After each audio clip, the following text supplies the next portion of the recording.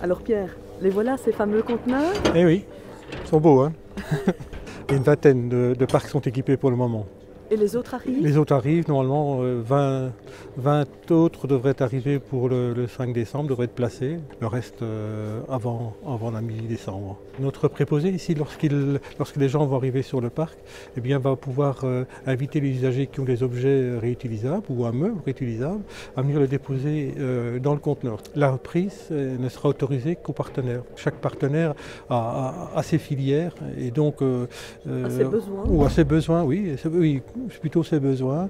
Et donc, eh bien, ça pourra varier d'un partenaire à l'autre. Si je prends Entraide à Marche, elle ne veut que des jouets. Ces parcs à conteneurs-là, desservis par Entraide, seront également desservis par une autre association qui reprendra le reste. Ressourcerie Femme à l'Ardenne-Gaume, nous, on va récupérer tout ce qui peut se trouver dans une maison, du plus gros meuble au plus petit, la fourchette, le plus petit mobilier aussi. Alors nous, on a aujourd'hui 5 magasins de seconde main en collaboration avec d'autres entreprises d'économie sociale, Terre ASBL et l'entrepôt ASBL. Et donc, ce qu'on en fait, c'est qu'on les revend.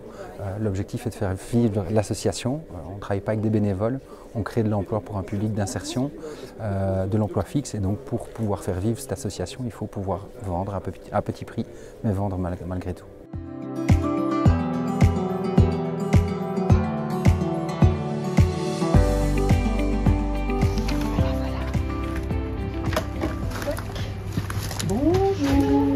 C'est l'armoire bleue, donc la donnerie solidaire de l'église. On a fait notre petit chemin depuis la petite armoire bleue symbolique qui est posée ici plus loin, qui a été installée dans la bibliothèque. Maintenant, c'est devenu un conteneur qui est aménagé comme un petit magasin, mais où les gens peuvent venir sans portefeuille. Donc, bonjour. Les lieux. Wow, quelle évolution, vraiment, c'est spectaculaire. On a une équipe de volontaires qui est extrêmement efficace et qui organise comme dans un magasin, sauf que vous rentrez et vous ressortez sans rien payer.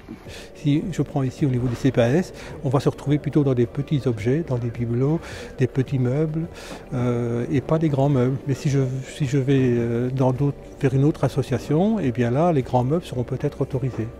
Pour avoir les bonnes infos, d'abord le préposé, hein, quand vous êtes sur le parc, évidemment, lui a toute l'information.